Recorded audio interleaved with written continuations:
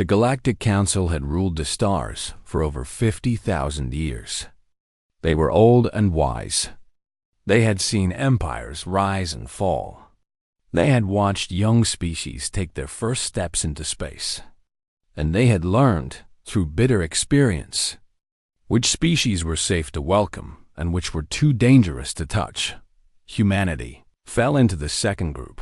For 300 cycles, Earth had been under strict quarantine. No alien ship was allowed within 10 light years of the small blue planet. No communication was permitted. No trade, no contact of any kind. The humans did not even know they were being watched. Ambassador Velkruth of the Sonari hegemony had proposed the quarantine himself. He was a tall creature with silver skin and 4 arms. He had studied humans for decades.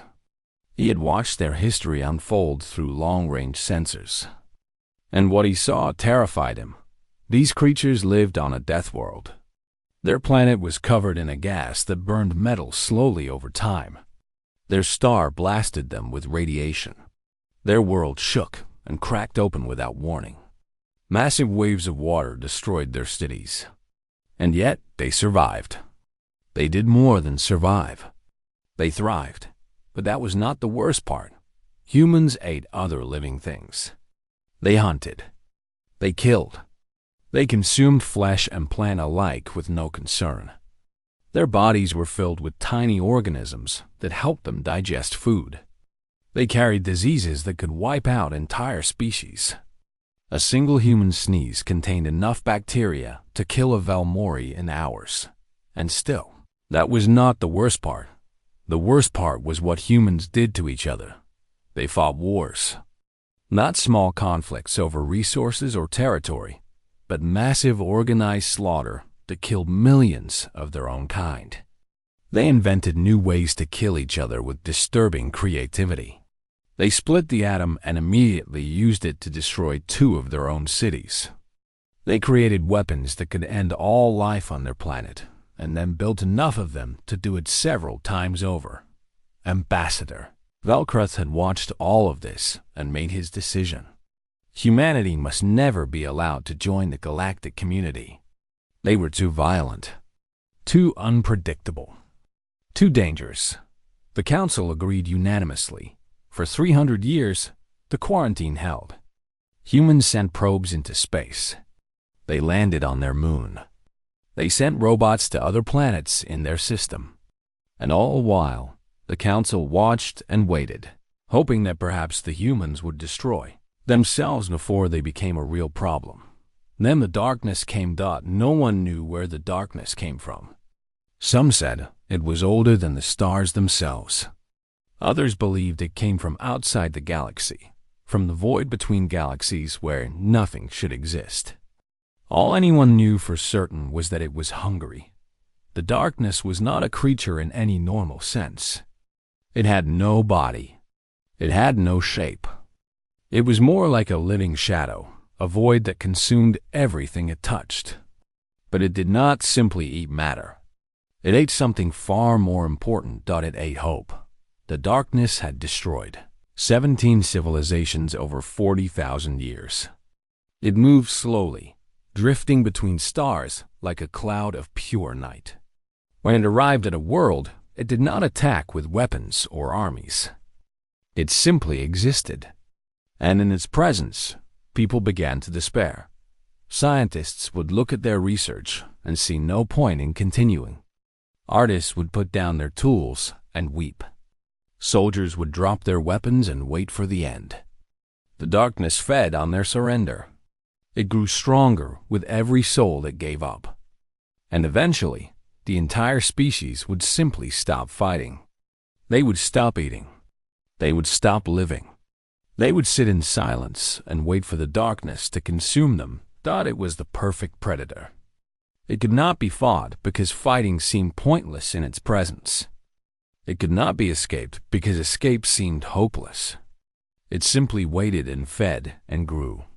When the darkness entered the Orion arm of the galaxy, the Council knew that billions would die. The great empires were already falling. The Marvathi Federation had collapsed in 8 cycles. The Velith cluster had gone silent in 3. Nothing seemed capable of stopping the ancient horror dot in desperation. High Arbiter Thasana made a decision that shocked the entire council. She would break the quarantine on Earth, not to ask for help. The very idea was laughable. What could primitive humans do against a godlike entity that had devoured civilizations far more advanced than their own? No, Thasana wanted to offer mercy. She would warn the humans of the coming doom and offer to evacuate as many as possible. It was the decent thing to do. Even dangerous animals deserved a chance to flee. The communication reached Earth on a quiet Tuesday morning. Every screen on the planet flickered. Every radio crackled. And a translated message played in every language simultaneously. Commander Elena Vasquez was chosen to respond. She was a veteran soldier with gray hair and hard eyes. She had fought in 3 wars and buried more friends than she cared to count. She listened to the council's message carefully. She heard about the quarantine. She heard about the darkness. She heard about the billions already dead and the billions more who would soon follow. And then she heard the offer of evacuation. A chance to flee. A chance to save a small fraction of humanity while the rest died. Vasquez was quiet for a long moment. The council's observers waited, expecting tears or panic or desperate pleading. Instead, she laughed. It was not a nervous laugh or a hysterical one. It was a genuine amused chuckle, as if someone had just told her a good joke. "Let me understand this correctly," Vasquez said slowly. "You are telling me that this thing wins by making people give up? That it feeds on despair and hopelessness?" High Arbiter Thasana confirmed that this was correct. Vasquez smiled. It was not a friendly smile. It was the smile of a wolf seeing a rabbit. "Then I think," she said quietly, "that the darkness has made a terrible mistake." The council did not understand. They would learn. The Galactic Council had watched many species face the darkness. They had seen brave warriors charge into battle and lose their courage within hours. They had seen brilliant scientists work on solutions and then abandon their research in despair. They had seen entire planets full of people simply sit down and wait to die. They had never seen anything like what humanity did next. Within 6 hours of receiving the warning, something impossible happened. Nations that had been enemies for centuries started talking to each other. Old hatreds were set aside. Ancient grudges were forgotten. Politicians, who had spent their entire careers fighting each other, suddenly found themselves working together. It should not have been possible. Humanity was known for its endless conflicts. The Council's observers had watched them fight over everything from land to religion to ideas. They had assumed that faced with extinction, humans would turn on each other even faster. They were wrong. General Marcus Chun stood before the newly formed United Earth Defense Council. He was a short man with a calm voice and steady hands. Behind him, screens showed military leaders from every nation on Earth. Russian generals sat beside American admirals. Chinese commanders worked with European strategists. Countries that had pointed nuclear weapons at each other for decades now shared their most secret military plans. "The Council believes we will fall in 4 cycles, Chun said. "Their models say we cannot win. Their calculations prove that resistance is pointless." He paused and looked around the room. "I want every person here to understand something important. They are probably right. By every measure that matters, we should lose. We are outmatched in every way." The room was silent. No one argued. They all knew the truth. "But here is what the Council does not understand about us," Chun continued. "We do not fight because we expect to win. We fight because the alternative is not fighting. And that is simply not acceptable." The Council's observers watched in confusion as humanity began to prepare. They had expected panic. They had expected chaos. They had expected the humans to flee or surrender or tear themselves apart. Instead, they saw factories switch from making cars to making weapons. They saw civilians line up by the millions to volunteer for the military. They saw scientists abandon their normal research to work on anything that might hurt the darkness.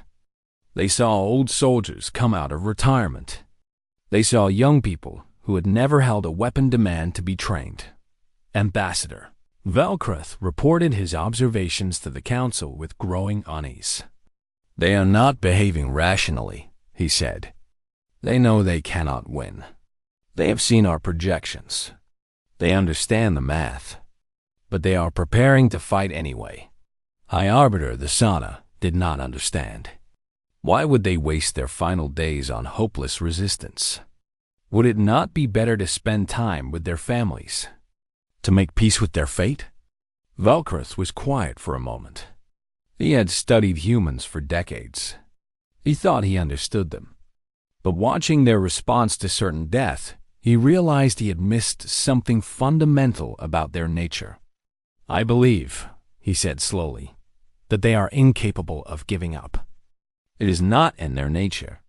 When faced with impossible odds, they do not become logical. They become angry." The first tendrils of the darkness reached Earth's moon on a cold December night. The entity was ancient beyond measure. It had consumed 17 civilizations. It had fed on the despair of countless billions. It knew exactly what to expect when it touched a new species. First would come the fear. Cold, creeping terror as minds struggled to comprehend its vastness.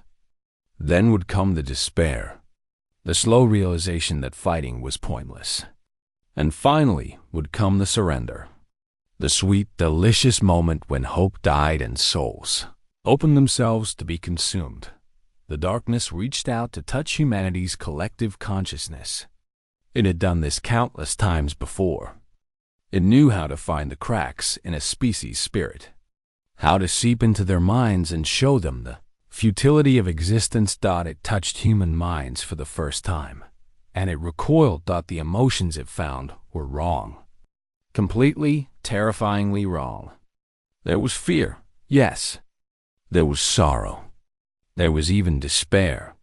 But underneath all of that, burning like a fire that refused to go out, was something the darkness had never encountered before. Rage, pure, undiluted, absolutely furious rage. Humanity was not afraid of the darkness. They were angry at it. Angry at being threatened. Angry at being told they would lose.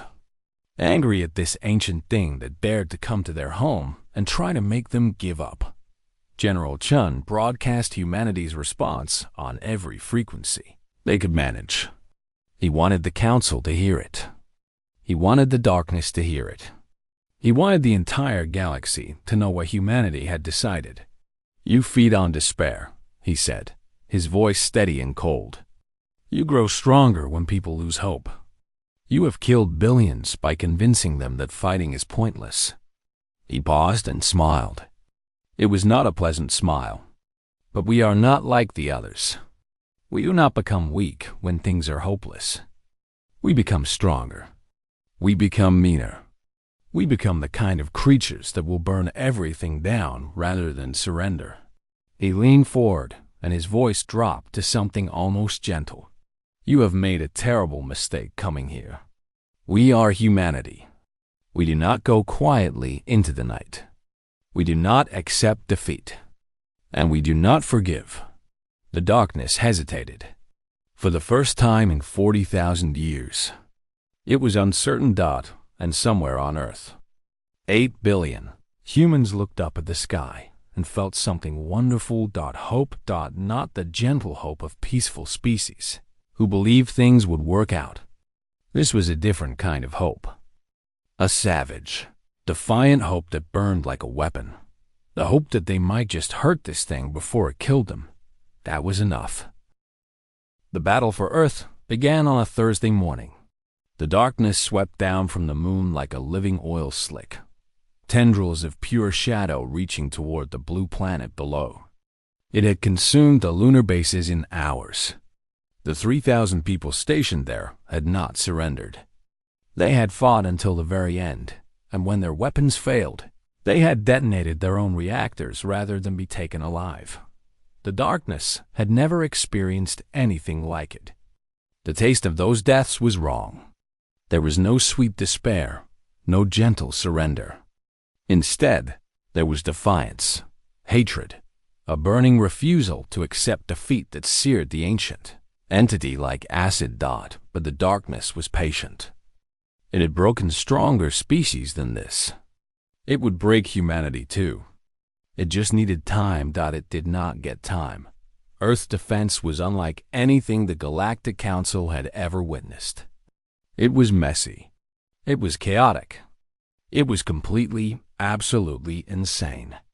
And somehow, impossibly, it was working. The first wave of nuclear missiles launched before the darkness even reached Earth's atmosphere.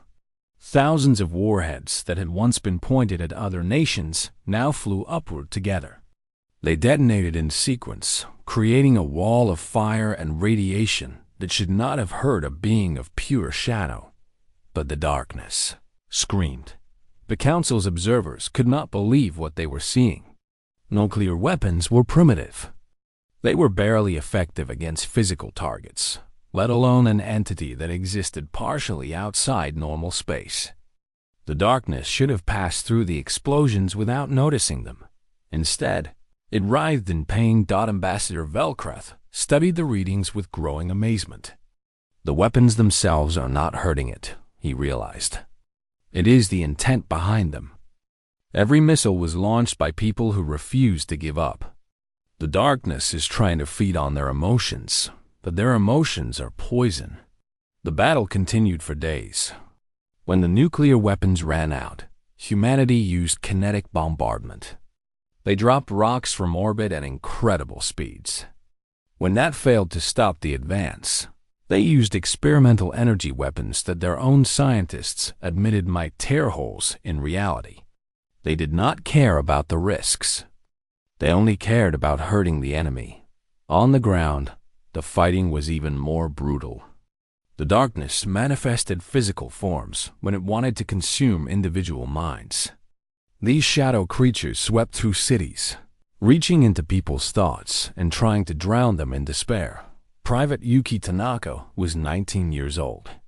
She had joined the military 2 weeks ago, right after the warning came. She had never fired a weapon before basic training.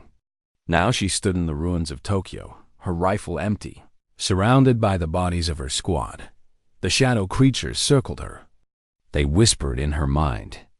They showed her images of everyone she loved dying. They promised that resistance was pointless.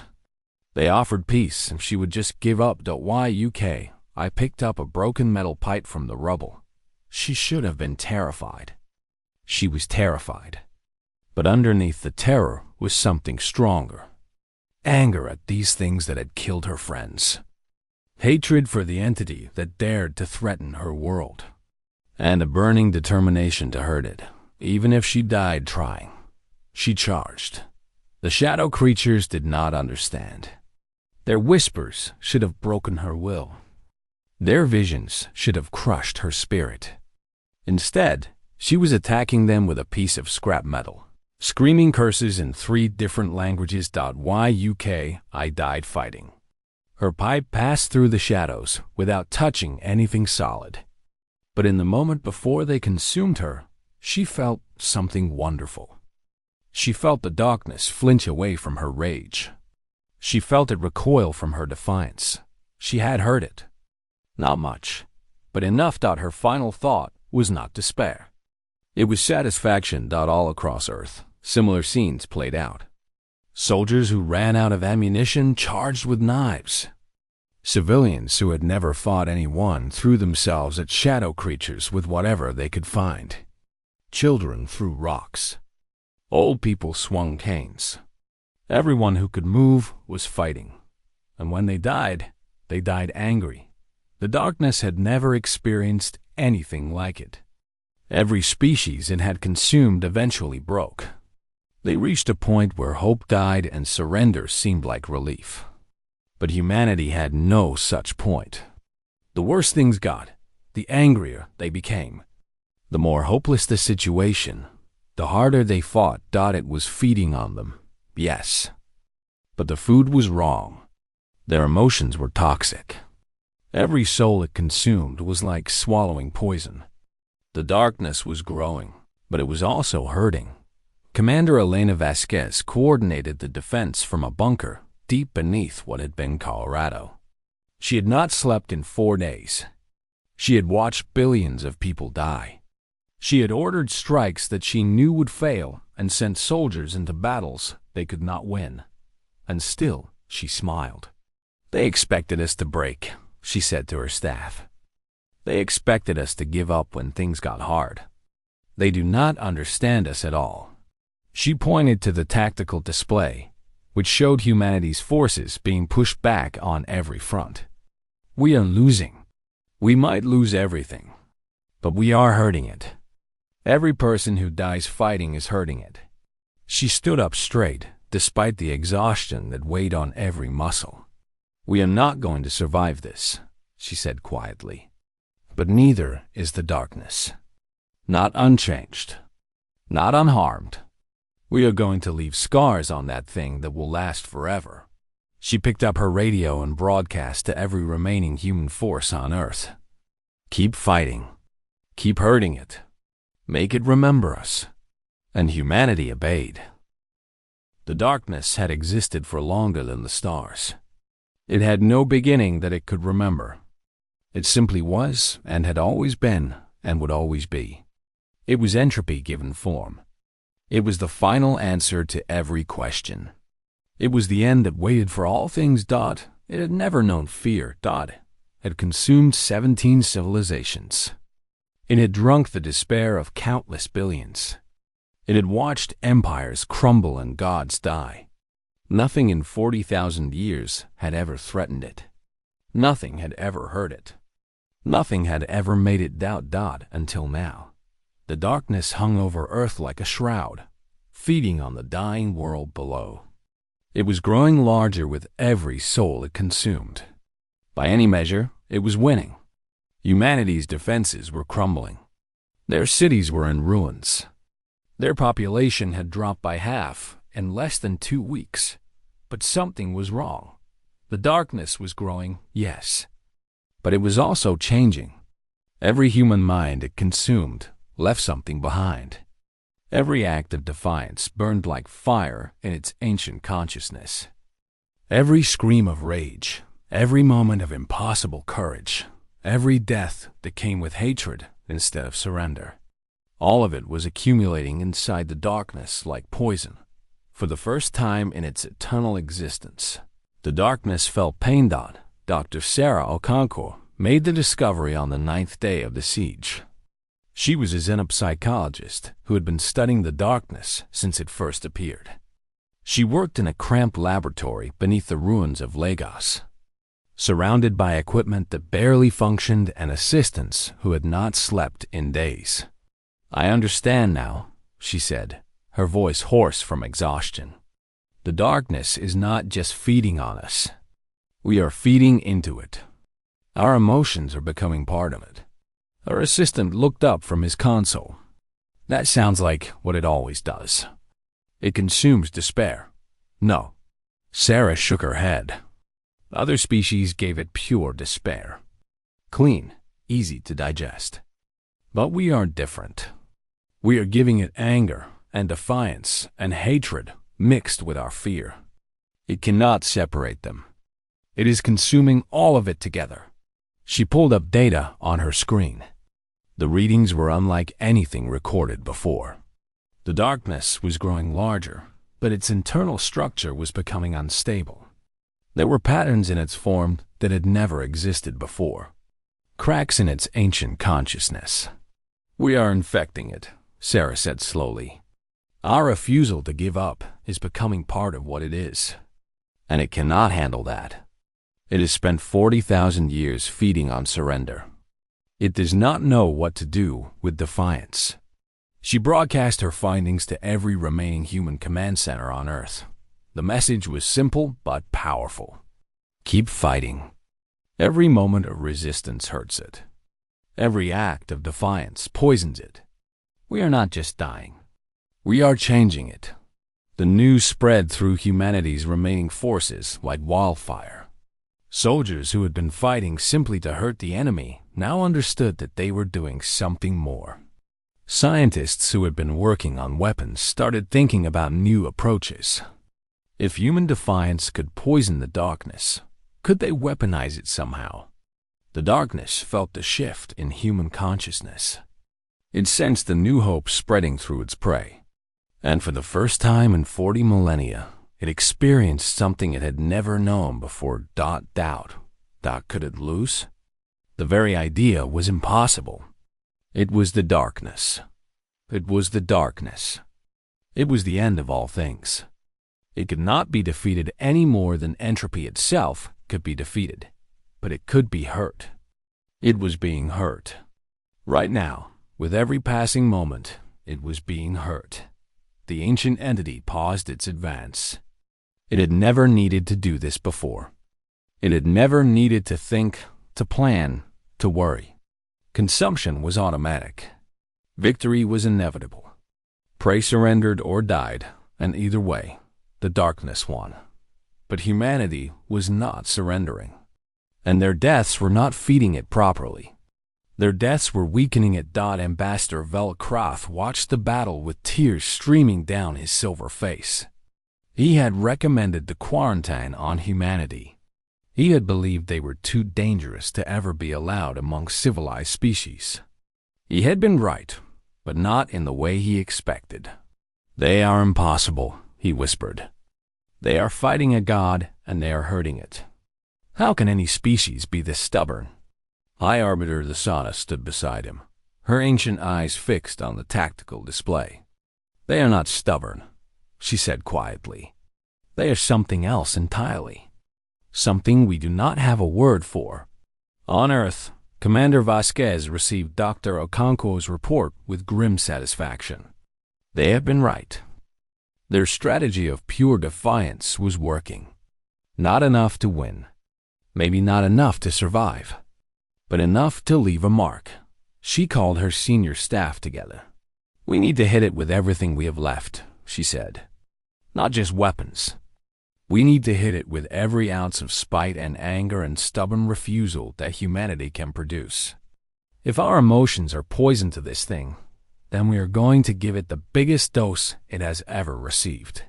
Her weapons officer hesitated. The only thing we have left that might work is the experimental device. The one the scientists built. But they said it might tear holes in reality. It might destroy Earth even if the darkness does not. Vasquez nodded. I know. You want to use it anyway? She smiled. It was not a pleasant smile. It was the smile of someone who had already accepted death and was now focused entirely on revenge. If we burn, she said quietly, then we burn bright enough to hurt the thing that killed us. That is the human way. The preparations began immediately, and in the void above Earth, the darkness felt something it had never experienced in 40,000 years of existence. Fear. The final battle for Earth lasted 11 days. The darkness threw everything it had at the small blue world. It manifested armies of shadow creatures. It reached into minds with tendrils of pure despair. It consumed entire cities in waves of living night. It grew larger and larger, fed by the billions who died beneath its assault. But it was also growing weaker. Every death left poison in its system. Every act of defiance burned like acid in its ancient mind. The darkness was winning the physical battle, but it was losing something far more important. It was losing itself. Commander Elena Vasquez watched the tactical display from the bridge of humanity's last functional warship. The vessel was called the Defiance. It had been built in 2 weeks from parts salvaged from every nation on Earth. It was ugly and crude and barely spaceworthy. It was also carrying the most dangerous weapon humanity had ever created. The scientists had called it the resonance device. It was designed to amplify and project human emotional energy in a focused beam. In theory, it could concentrate the defiance of millions of people into a single point. In practice, no one knew exactly what it would do. The researchers who built it had nicknamed it the Spike Bomb. "Status report," Vasquez said calmly. "The device is charged and ready," her weapons officer replied. "We have emotional feeds from every surviving human on Earth. 4 billion people are linked into the system." Vasquez nodded. 4 billion people. Less than half of what humanity had been before the darkness came. But 4 billion people who had watched their world burn for 11 days and still refused to give up. 4 billion people whose rage and hatred and stubborn defiance had been building with every passing hour. It would have to be enough. "Take us in," Vasquez ordered. The defiance accelerated toward the heart of the darkness. Shadow tendrils reached out to grab the ship. They passed through its shields and touched the minds of the crew. They whispered despair and hopelessness and sweet surrender. The crew ignored them. They had been chosen specifically for this mission. Every person aboard had lost everything to the darkness. Every person aboard had buried family members who died fighting. Every person aboard had nothing left except the burning desire to hurt the thing that had taken everything from them. The whispers of despair found no purchase in minds already consumed by rage. Vasquez broadcast on every frequency as her ship plunged deeper into the darkness. She wanted the council to hear this. She wanted the darkness to hear this. She wanted the entire galaxy to know what was about to happen. "You have eaten civilizations," she said, her voice steady and cold. "You have devoured empires. You have ended billions of lives across millions of years. You believe you are inevitable. You believe you are unstoppable. You believe you are the end of all things." The defiance reached the center of the darkness. All around them was pure shadow, an endless void that should have crushed any mind that touched it. The crew felt the weight of it pressing on their consciousness. They felt the ancient hunger reaching for their souls. They felt it, and they laughed. "But you have never met anything that hated you before," Vasquez continued. "You have never faced a species that would rather destroy itself than surrender. You have never encountered rage like ours." She placed her finger on the trigger for the resonance device. Through the ship's systems, she could feel the emotional feeds from Earth. 4 billion people, united in a single moment of absolute defiance. Mothers who had watched their children die. Soldiers who had seen their friends consumed. Children who had lost everything they ever loved.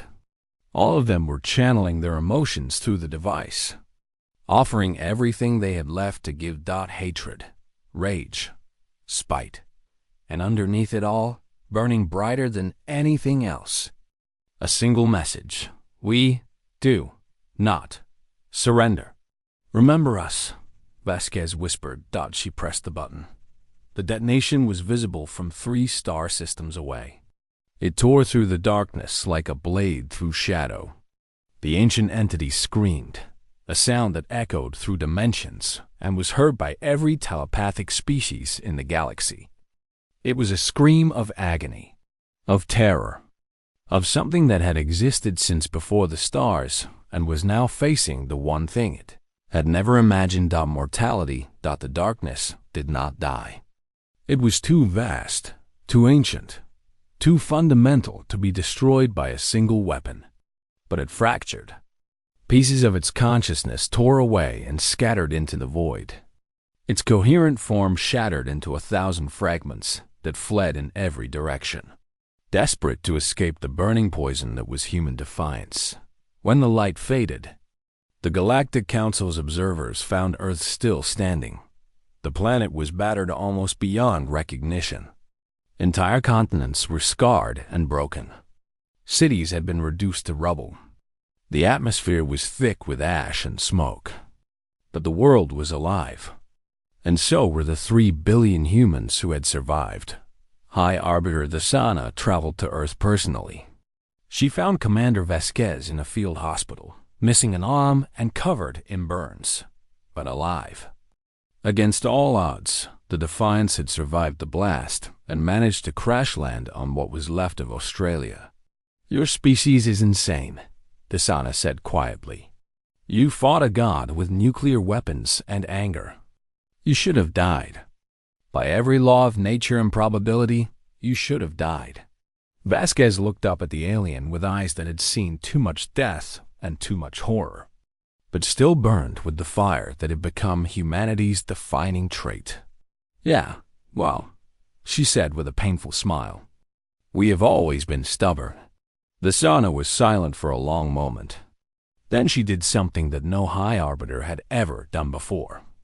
She bowed her head to a member of a younger species. "The quarantine is lifted," she said. "Earth is welcome in the Galactic Council, not as a protected species, not as dangerous animals to be watched, as equals." Vasquez nodded, too tired to fully appreciate what those words meant.